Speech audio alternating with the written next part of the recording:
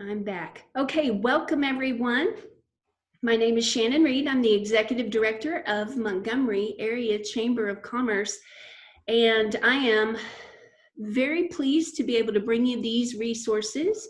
It seems that in these interesting times, chambers of commerce have acted on the front lines of disseminating information that's been coming in tidal waves.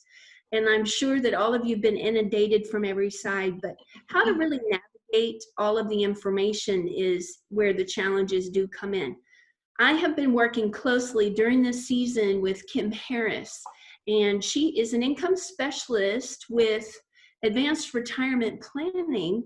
But in this particular season, she's been a wealth of knowledge and guidance to work with all of our members and all of the community business leaders here in Montgomery to help us get the best information and the right and most accurate, because there are so many things out that you could come across on Facebook or wherever and just get a mixed message. So I'm very thankful for Kim. As we said originally, we want to customize what we share with you. This is the third in our CARES Act webinar series that we have done. This is going into week 3. And Kim and I have been gathering some feedback from our members and business leaders around the community, and it seems that we are all now at the application stage. And so we feel like today we're going to go into some of the nuts and bolts hold on just a second, let me make sure that I can see everything. Here we go. We want to make sure that we have the nuts and bolts covered on getting the applications completed, both for the PPP and the EIDL. And then we definitely want to dive into the employee tax credits and the options there that you can help offset some of your costs in that way. So we don't want to forget about that little piece. It gets talked about less than the others, but that could be a better solution for your business. So again, as we go through today, and it looks like Katie has left us a message already of some things that are going on for her, and we're going to try to customize our presentation today and make sure we cover everything and go forward from there. So with that introduction, I will turn it over to Kim Harris. Take it away. Thank you, Shannon. Appreciate that. First of all, if you're not on mute, would you go ahead and put yourself in mute mode? And if you all can see the chat, Katie wrote a very good question, and I think we'll be answering that question during this presentation. But you are correct. If your workers are 1099, you cannot count them in if you apply for a PPP loan. They are able to do that for themselves, and they would benefit from going to the Montgomery Area Chamber of Commerce COVID-19 webpage with all of our links on there. Okay, we'll be covering the payroll since they're not W-2. Hopefully we can answer that for you. So as we get started here today, again, our focus is upon economic issues, not health or safety. And the information is changing so quickly. So what we are talking about today, we have had updates on as early as this morning, but most everything was verified yesterday. And again, this is not legal advice, but it's information to help you all know where to go to get the answers that you need. Shannon, one thing I thought about, did you put the contact to Governor Brady's office for questions on the website? I have not, but I certainly can. Okay. Yes. Okay, good. So, and we're going to talk about government actions today, the PPP, the EIDL, And we're going to cover a little bit more about the employee retention tax credit. Since you have 3 different ways to go, it's really important that you compare all 3 to see which would be the best benefit for you in your company. So we have 2 choices through the CARES Act to affected eligible businesses. The first, and this is the new one, is the PPP. And this loan is from existing SBA lenders or those who are going to be approved. We'll have a website link where you can go out and check and get the updated list. The second option is the EIDL loan, and that's directly from the federal government, from the SBA, and that application is made online only. So this is a comparison of the Payroll Protection Program and the Economic Injury Disaster Loan. You can see the differences here, what the what it's used for, and the amount. A lot of difference, up to $2 million on EIDL, but 2.5 times your business's average monthly payroll. And we're going to have a spreadsheet a little bit later in the presentation, and that's also on the website that will help you figure that. So I think it just goes to note here that in layman's terms, the EIDL loans can cover a lot more business expenses than just the trifecta of payroll, mortgage, and utilities. They can be covered in the EIDL, but they are also directly pinpointed in the Paycheck Protection Program. So you'll want to utilize that forgiveness option out of the PPP and then reserve your EIDL options for additional business expenses, operational costs, of course, will not be forgiven. You must understand that. But that's why the size is so much more significant in the EIDL loans, is because it's intended to cover more things. And once you make the application online, you will be assigned a loan officer that will be able to help you with this. And one of the reasons I asked Shannon to put on Congressman Brady's the contact email address is because on the town halls that I have participated in and listened to, small businesses have asked specific questions, and if he did not know the answer, his staff would get the answer, and so they are there to help you and serve you as well. I've pulled a lot of the information today directly from the SBA site. So if you go on the site that's listed there and you scroll down to the COVID-19 Small Business Guidance and Loan Resources, the first arrow here is the slide deck that I've taken a lot of information from, and you can see here it was updated for 6. You can check back for updates on that. They do webinars on it when I have like 5 different times during the day that you could listen in. The other link that you need to check often is the list of active SBA guaranteed lenders. They have said this will be changing quite a bit. They have had clarification come out on faith-based eligibility. I'm not going to go into that in details, but there is, again, there's a link on the MAC website. So we're going to talk about PPP. This news also came out that on April the 3rd, that small businesses and small sole proprietorships applied. And as of this Friday, it's when the independent contractors, so those who are paid by 1099s, and those who are self-employed, so like filing a Schedule C, can apply. Now, you can use the information from your 2018 taxes if you've not filed your 2019 taxes, but you will be asked to provide a 2019 a profit and loss statement. Mm-hmm. So calculating your average monthly payroll costs. There is a quick link on the Max site, but this is an example of what it's going to have. This is a spreadsheet that it's a protected spreadsheet, and it's going to give you 3 options. Companies who were open all of 2019, and then it will have where you can plug in the numbers that it's of the information that you see here on this screen.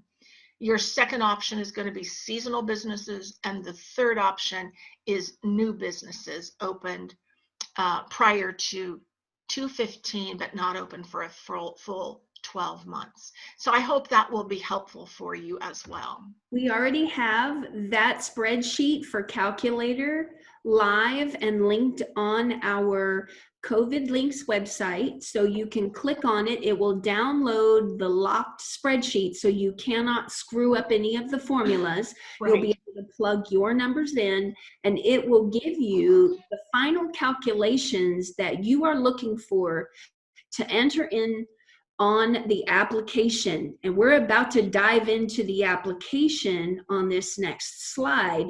So just know that when Kim is referring back to your total that you want to enter, you can use the pre-programmed, all the formulas are there and locked and safeguarded. So you could enter your spreadsheet to get the calculations that you need. And it's already up and live on our page.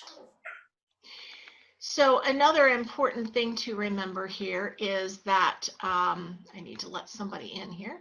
Okay, is that the information that you're being asked to enter on this spreadsheet, you need to make sure this is exact information, because on the application you will be verifying that you entered all the correct information. The bank is not going to be checking your numbers. So this is part of the application. Now, this application is from the SBA. However, when you go to your bank, the application may look different because every bank can come up with their own version. One of the things I wanted to let you know is that for those people that are a PLLC, like an attorney or a doctor, you would check the LLC box. For our new guest on the call, can you mute them? Oh, yes.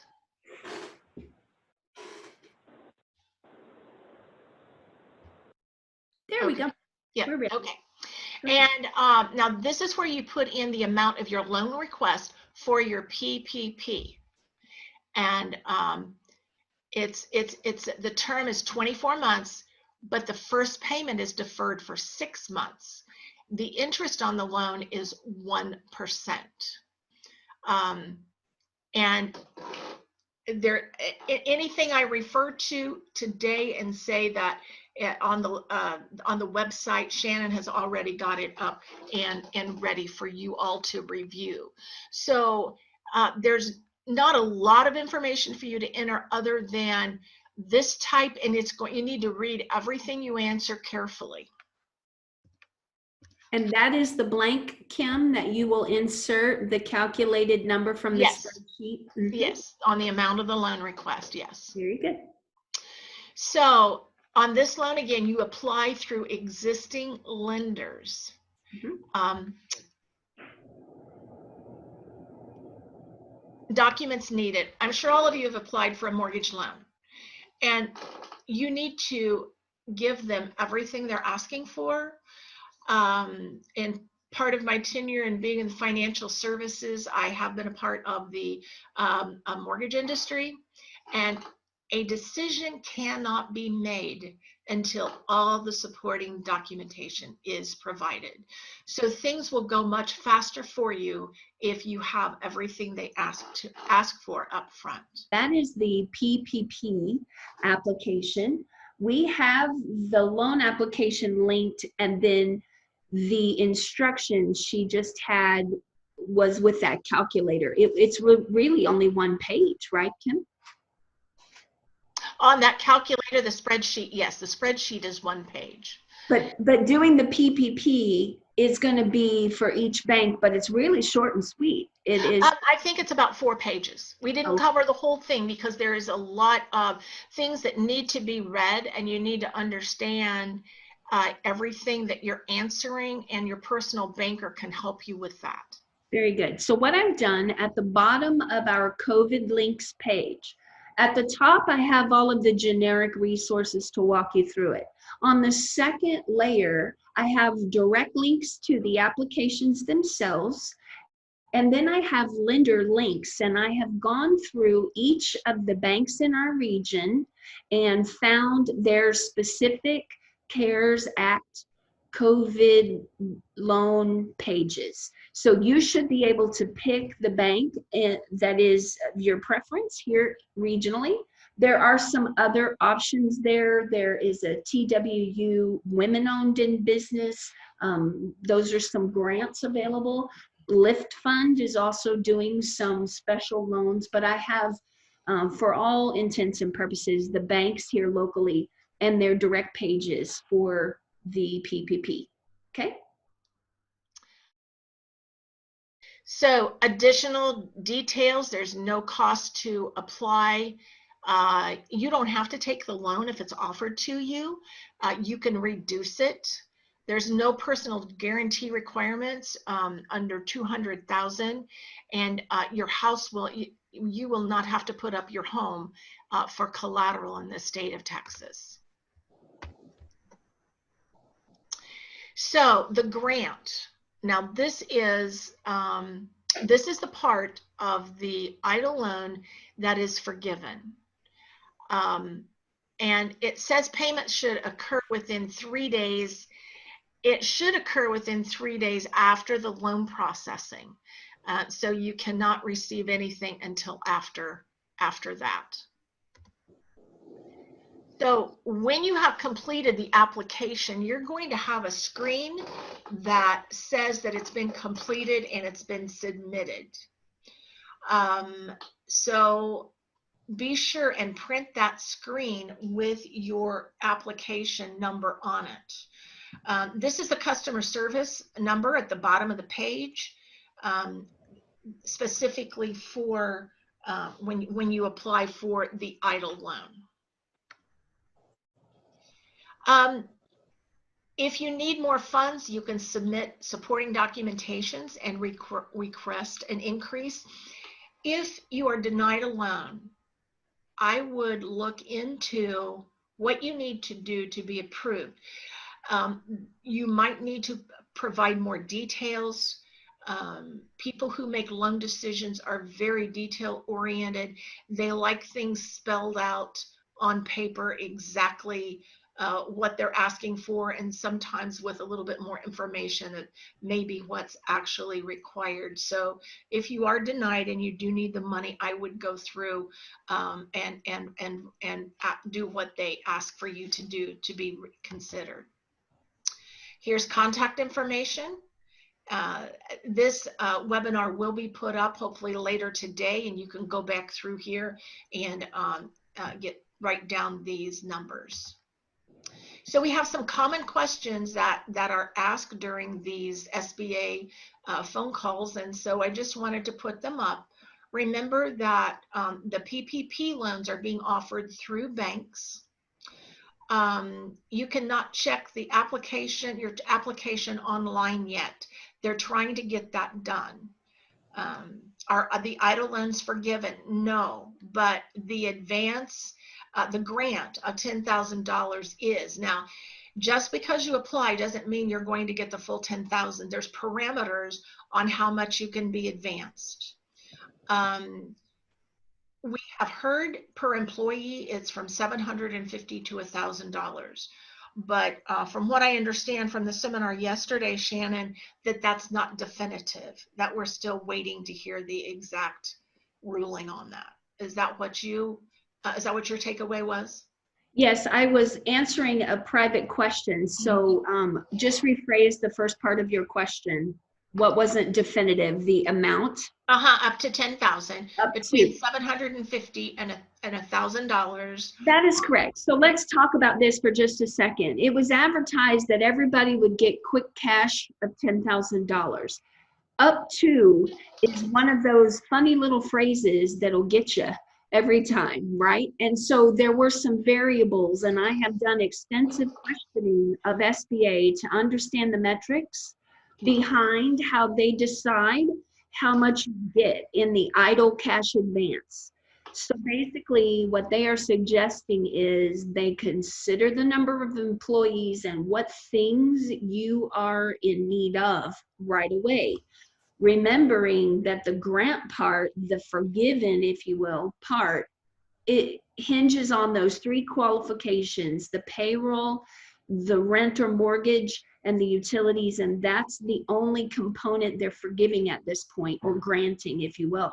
So if you have only a handful of employees, you're likely only going to receive in the cash advance about $750 to $1,000 per employee, not an automatic 10,000 to everyone across the board. I don't think that's realistic in any way. So I think it was a little bit grand as it was spit out, but now we're having to sort through the details on the back end.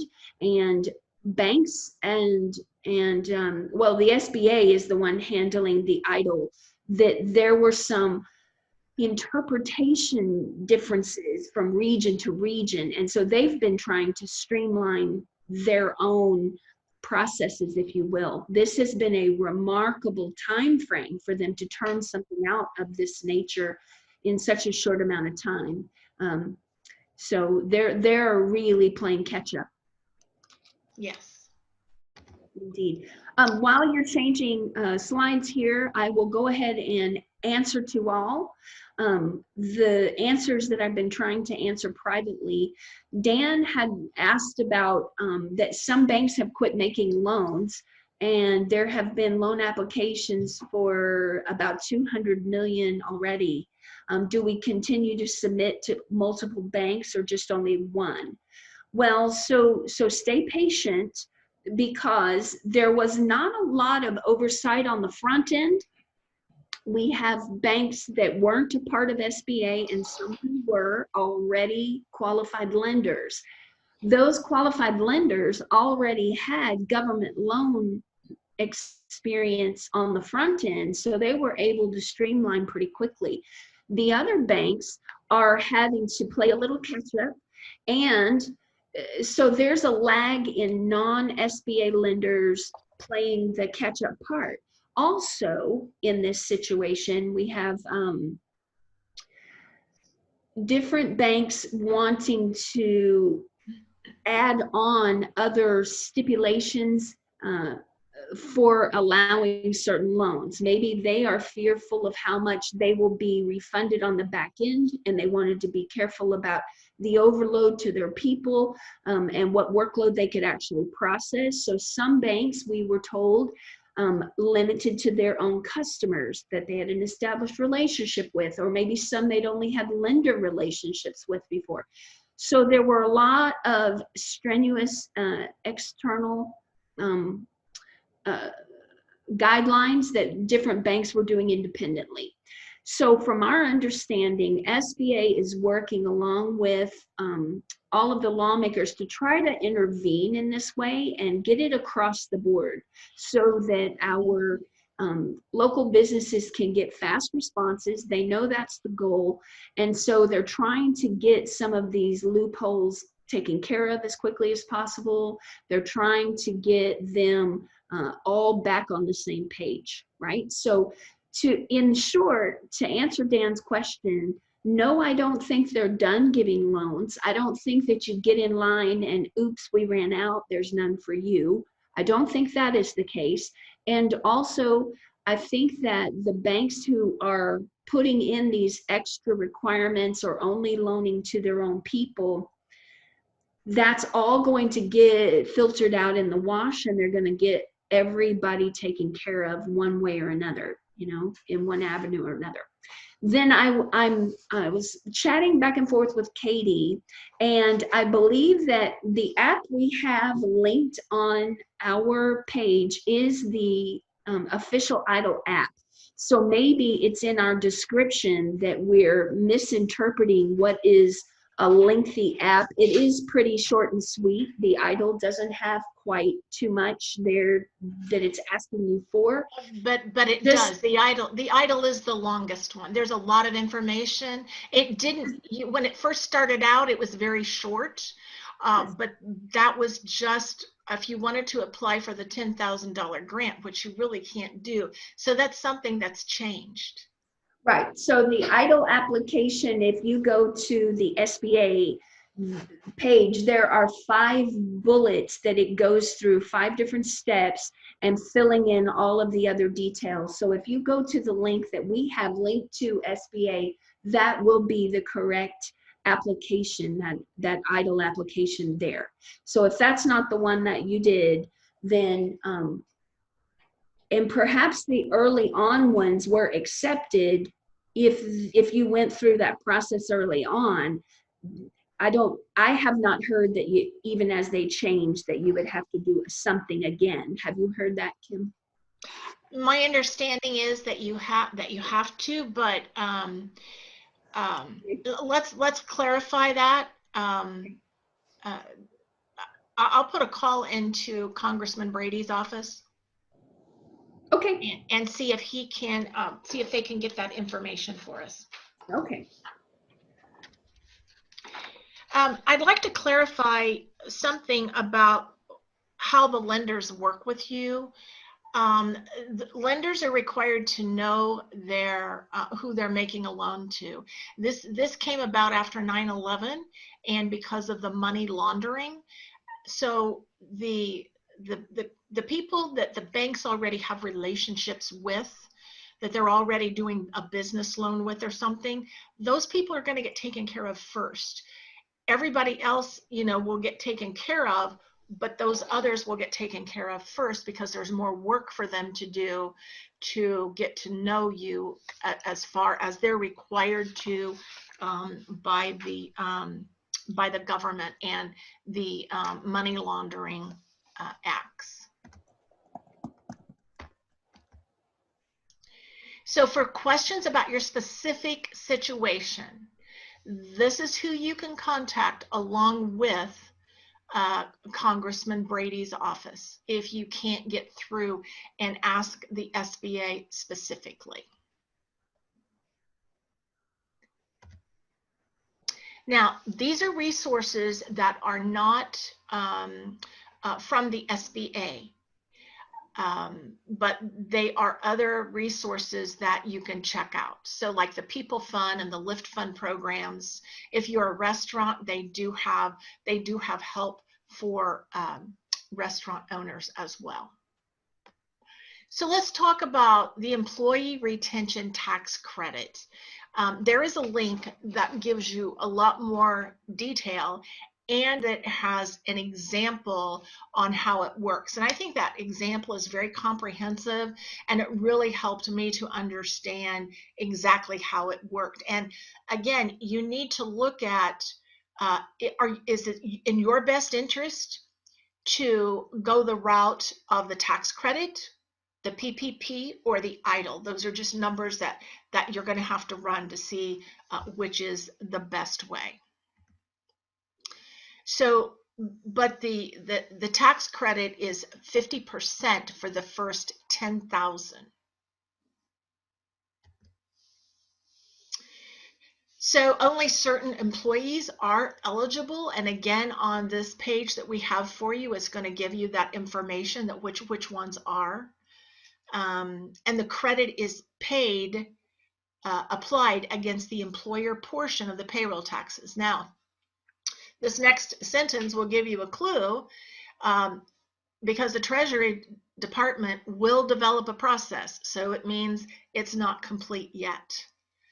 So this is something for us to stay aware of to see what changes it's going to be made. So do we have any other questions? And you, if you like to ask questions, just unmute yourself and we can take those questions.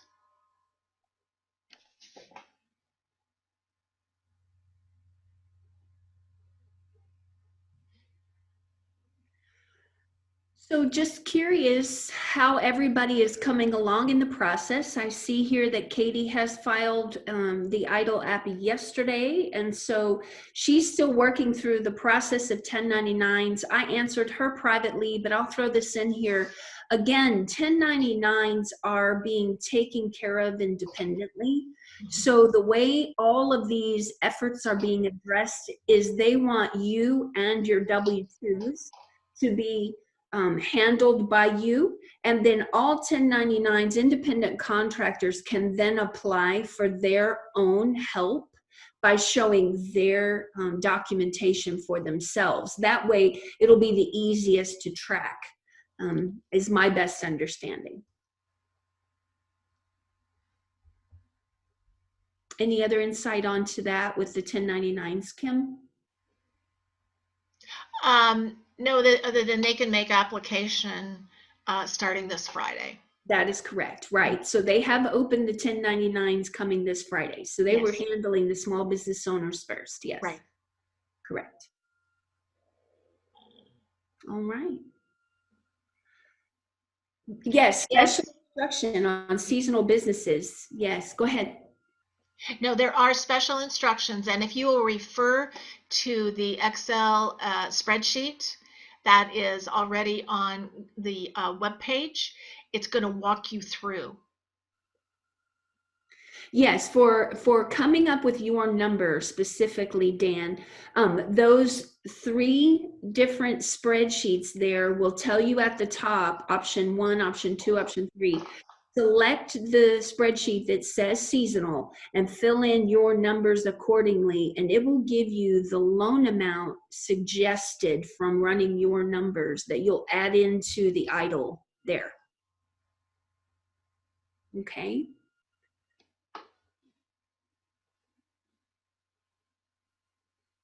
Yes, Kyle, we are going to take this recorded Zoom video and add it once again to our COVID-19 page of resources. All of those links we try to keep accurate, current, up to date, so that you can go back and check on those. Like I said, on the bottom, the links directly to the applications and the lenders is provided. So if you need to go specifically to your bank and see where to begin with COVID there, that will be your easiest quick search to find them. And Kyle, if they would like some personal help, I'll be glad to go through, this presentation with them. I can do a one-on-one. I've done that with many business owners. I do not charge for doing that. I just want to get the information out to help everybody through this time. Yep, it's great.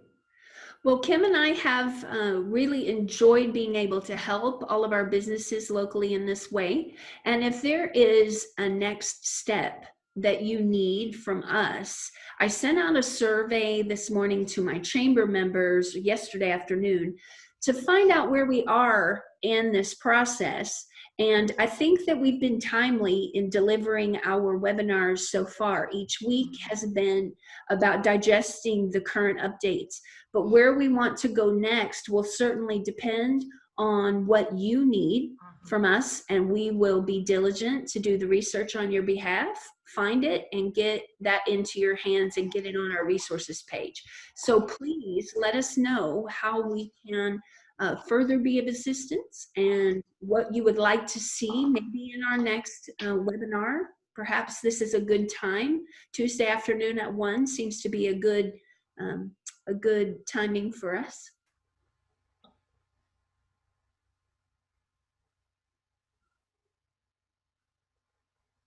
Thank you, Dan. I'm glad that you enjoyed all the information. So Kim, if you have anything else in closing, I think we've gotten our questions covered for today, and we'll wrap this one up.